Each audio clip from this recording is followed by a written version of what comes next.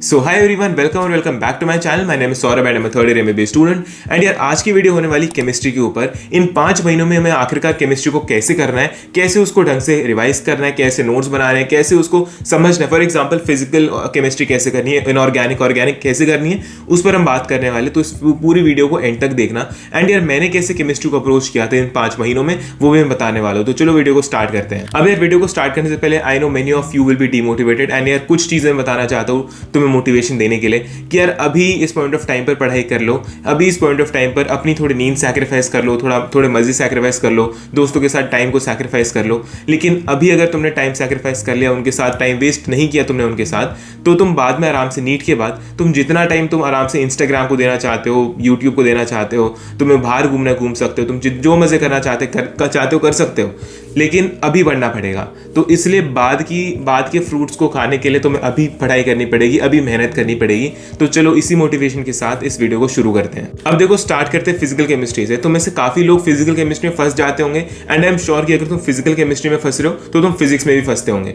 तुमने जो फिजिक्स में ट्रिक यूज की थी, फिजिक्स के लिए ट्रिक यूज की थी, वही यूज करेंगे हम। फॉर एग्जाम्पल तुमने अपने लेक्चर्स लिए, लेक्चर्स लेने के बाद अपने नोट्स बनाने, लेक्चर्स लेने के साथ साथ अपने नोट्स बनाओ एंड नोट्स को अच्छे फॉर्मेट में बनाओ ताकि तुम बाद में उसे पढ़ने का तुम्हें मन भी करे। अब नोट्स बनाने के बाद तुम्हें क्या करना है, तुम्हें नोट्स को पढ़ना पड़ेगा। तुम्हें नोट्स को जब तक तुम रिवाइज नहीं करोगे you can not like work yourself in front, तुम आगे जा ही नहीं सकते हो। नोट्स बनाने, नोट्स को रिवाइज करना है। नोट्स को रिवाइज करने के साथ साथ फॉर्मुलाज को याद करना पड़ेगा। जब फॉर्मुलाज याद करोगे तो तुम्हारा 50 से 70% काम खत्म हो चुका है। अब जो बाकी का काम है वो तुम्हारी अप्रोच पर डिपेंड करता है। अब देखो तुमने क्वेश्चन प्रैक्टिस कर ली, तुम क्वेश्चन प्रैक्टिस जब करने बैठोगे हो सकता है तुम मॉड्यूल्स के क्वेश्चन करो, तुमसे बने ना हो, लेकिन तुम्हें वहां पर हार नहीं माननी है। तुम्हें पहले एग्जाम्पल्स पर जाना है, पहले सॉल्व एग्जाम्पल्स पर जाओ। जब सॉल्व एग्जाम्पल्स अच्छी तरह हो जाए उसके बाद तुम जाओ अपने पीवाईक्यूज पर एंड पीवाईक्यूज पर जाने के बाद देन तुम जाओ अपने मॉड्यूल्स के क्वेश्चन पर। अब ये जो स्टेप वाइज पैटर्न तो मैं बता रहा हूँ वो तुम्हारे कॉन्फिडेंस बिल्ड करने के लिए। अगर तुम मॉड्यूल्स के क्वेश्चन स्ट्रेट अप कर सकते हो तो देयर इज नो प्रॉब्लम। अगर यार फॉर एग्जाम्पल मुझे भी दिक्कत आती थी यार जब मैं केमिस्ट्री क्वेश्चन सॉल्व करता था, तो हमेशा सॉल्व एग्जाम्पल से जब तुम शुरू करोगे you will get to know कि कैसे क्वेश्चन को अप्रोच करना है। देन उसके बाद तुम्हें करने पीवाईक्यूज ताकि तुम्हारा कॉन्फिडेंस और बिल्डअप हो जाए एंड उसके बाद तुम्हें मॉड्यूल्स के क्वेश्चन करने हैं। अब ऑर्गेनिक पर आने से पहले काफी इंपॉर्टेंट चीज बता दूं कि तुम में से काफी बच्चे मेरे से पूछते कि हम कौन सी टेस्ट सीरीज लें, कौन सी टेस्ट सीरीज सही रहेगी हमारे लिए। तो मैं तुम्हें सजेस्ट करना चाहूंगा दिशा का मिशन पॉसिबल बॉक्स, जिसमें 15 नीट मॉक टेस्ट हैं। ये 4th अपडेटेड एडिशन है और इसमें नीट 2025 के लेटेस्ट पैटर्न को फॉलो किया गया है और इसमें तुम्हें हाई ऑर्डर, ट्रिकी और कॉन्सेप्ट बेस्ड क्वेश्चंस मिलेंगे। मतलब तुम रियल एग्जाम के लिए मेंटली और कॉन्सेप्चुअली दोनों तरीके से रेडी हो जाओगे। इस बॉक्स के अंदर तुम्हें मिलते हैं 15 carefully design mock test and हर एक अलग बुकलेट में।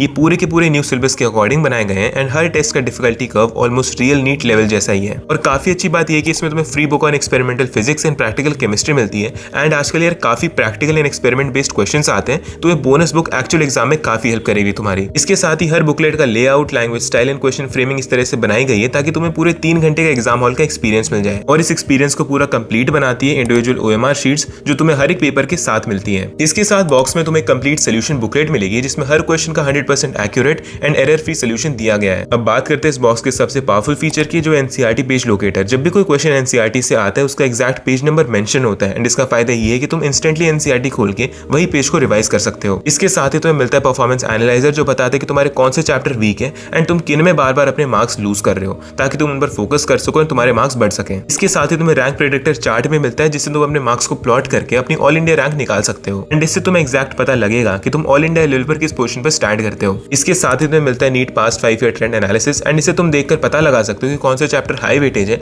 एंड कैसे पैटर्न चेंज हुआ है। तो इसीलिए अगर तुम नीट 2026 के लिए अच्छी टेस्ट सीरीज ढूंढ रहे हो तो अभी जाकर दिशा का मिशन पॉसिबल बॉक्स परचेज करो, लिंक डिस्क्रिप्शन में दिया हुआ है। अब फिजिकल केमिस्ट्री की बात होने के बाद अब आते हैं ऑर्गेनिक केमिस्ट्री पर, जो काफी बच्चों का एक मेजर वीक पॉइंट होता है। अब देखो ऑर्गेनिक केमिस्ट्री करना was very simple for me. Initially मुझे समझ नहीं आता था कैसे करना है, लेकिन बाद में मुझे समझ आया कि अगर इसे टैकल करना है तो मुझे नोट्स को अच्छी तरह पढ़ना पड़ेगा। अब देखो तुम कितना भी अपनी NCERT पढ़ लो, कितना भी तुम मॉड्यूल को पढ़ लो, लेकिन जब तक तुम अपने नोट्स को अच्छी तरह नहीं पढ़ोगे you will never get to know कि ऑर्गेनिक केमिस्ट्री आखिर है क्या चीज। अब देखो नोट्स जब तुम बनाते हो अपनी क्लास में तो नोट्स को अच्छी तरह बनाओ, नोट्स को ब्यूटीफुल तरीके से बनाओ, सारी रिएक्शन, सारी नेम्ड रिएक्शंस, सारे रिएजेंट्स अच्छी तरह लिखो। उसके बाद जब तुम्हारी क्लास खत्म हो जाए तो नोट्स को वापस से तुम्हें रिवाइज करना पड़ेगा। नो मैटर तुम्हारी प्रिपरेशन यार 0 पर है या फिर तुम अपनी प्रिपरेशन को एक आगे वाले पॉइंट पर ले जा चुके हो, तुम जहां भी अपनी प्रिपरेशन पे अगर तुम्हें ऑर्गेनिक केमिस्ट्री को ढंग से करना है तो तुम्हें कहीं ना कहीं you have to read your notes nicely. अब जब तुम नोट्स को पढ़ोगे तुम्हें समझ आएगा कि क्या क्या चीजें होती है, क्या रिएक्शन होते हैं, क्या मैकेनिज्म होते हैं। अगर तुम NCERT से पढ़ते हो वो कहीं ना कहीं थोड़ी बुकिश लैंग्वेज होती है, जब तुम नोट्स से पढ़ते हो वो एक इन पर्सन टू पर्सन वाली लैंग्वेज होती है। तो नोट्स को जब तुम पढ़ोगे you will get to know कि कैसे चीज़ें हो रही है, कैसे रिएक्शन हो रही है, और जब तुम अपने PYQs देखोगे, सॉल्व एग्जाम्पल्स देखोगे, तब तुम्हें उनको अप्लाई करना भी आ जाएगा। अब देखो ऑर्गेनिक केमिस्ट्री में मेजर पार्ट सिर्फ और सिर्फ नेम्ड रिएक्शंस का ही बनता है, तो नेम्ड रिएक्शन को जितना तुम अच्छी तरह लिख लिख कर याद करो उतना बेटर है, उतना बेस्ट है। तो अब देखो एक और चीज़ आती है जो कि NCERT भैया पढ़नी है या नहीं पढ़नी है। अब देखो मैं NCERT को सीधा ऐसे यही तो नहीं बोलूँगा कि NCERT मत पढ़ो, लेकिन फर्स्ट ऑफ ऑल नोट्स तो पढ़नी है, उसके बाद NCERT को एक दो रीडिंग मार लो, वही बहुत है ऑर्गेनिक के लिए।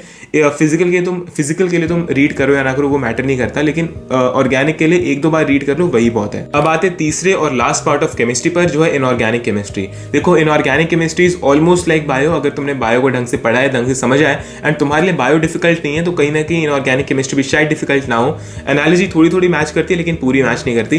तो अगर तुम इनऑर्गेनिक केमिस्ट्री में अगर अटकते हो, अगर तुम 0 पर हो या फिर तुम 50-60% सिलेबस खत्म हो गए, तुम कहीं भी अगर अटकते हो इनऑर्गेनिक केमिस्ट्री पर, तो इट इज ओनली बिकॉज तुम्हारी थ्योरी वीक है। अगर तुमने थ्योरी को ढंग से पढ़ लिया, तुम नोट्स थोड़ा बहुत पढ़ लो, लेकिन मेन जो है वो NCERT है इनऑर्गेनिक केमिस्ट्री के लिए।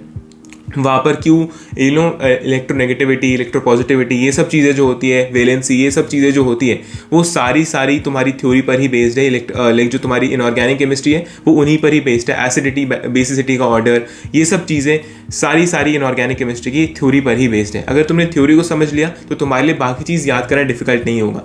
आई नो एक चीज़ होती है इनऑर्गेनिक केमिस्ट्री, वो है ऑर्डर्स को याद करना, वही सबसे तुम्हें डिफिकल्टी देते होंगे कि यार रेडियस का ऑर्डर बताओ या फिर जो अदर चीज़ें उनका ऑर्डर बताओ, उन्हें याद करना मेन डिफिकल्टी होती है। लेकिन उनके पीछे का अगर तुम लॉजिक याद कर लो वो फिट एंड फाइन चीज़ें हो जाएंगी। अगर लॉजिक याद नहीं हो रहा तो एक लास्ट ऑप्शन होता है कि चीज़ों को रट लो, लेकिन आई वुड सजेस्ट कि तुम चीज़ों को थोड़ा समझने की कोशिश करो, फिर वो थोड़े और टाइम तक तुम्हारे दिमाग में टिकती है। तो चीज़ों को समझने के लिए NCERT को पढ़ना पड़ेगा, एंड साथ साथ अपने नोट्स को तुम देखोगे ना कि वहाँ पर कुछ चीज़ों का कॉन्सेप्ट ढंग से बताया होता है, तो तुम्हें वो चीज़ें याद भी रहेंगी। तो इनऑर्गेनिक केमिस्ट्री में NCERT एंड थ्योरी को अच्छी तरह याद करना ही मेन चीज़ है। अब देखो एक और क्वेश्चन तुम लोगों का होगा कि भैया हमारे 5 महीने बचे हुए नीट के लिए, अब हम क्या करें रिवीजन के लिए। अब देखो रिवीजन के लिए I would suggest one thing जो मैंने हमेशा की है, वो है for organic and for physical में शॉर्ट नोट्स बनाता था। मैंने फिजिकल के शॉर्ट नोट्स तो वही सिर्फ फॉर्मुलाज एक कॉपी में लिखे थे, वही उनको बार बार रिवाइज किया करता था।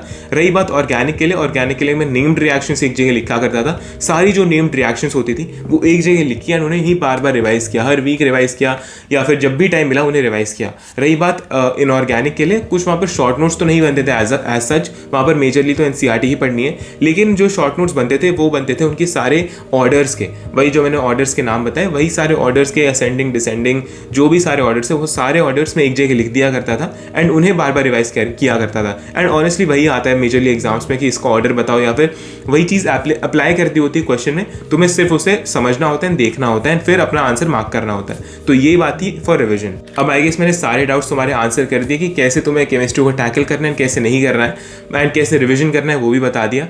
बाकी यार तुम्हारे और कोई डाउट्स या क्वेरीज है तो मुझे कमेंट बॉक्स में लिख देना या मुझे इंस्टाग्राम पे मैसेज कर देना। एंड यार अभी कोई लूज तुम्हें नहीं करनी है, अपनी होप, अपनी मोटिवेशन को डाउन नहीं करना है। Just keep hustling and keep working hard, you will get your dream, you will get your that day जब तुम आराम से उठोगे and you will not have NCERT in your life. तुम आराम से मजे करोगे एंड यू विल नो कि हाँ मेरा नीट हो चुका है, अब मैं मेडिकल कॉलेज में जाऊँगा, मुझे NCERT नहीं उठानी है। वो दिन भी पक्का आएगा, तो उसी के लिए मेहनत करते रहो, उसी के लिए अपना हार्ड वर्क करते रहो। बाकी keep hustling and keep studying. Good bye.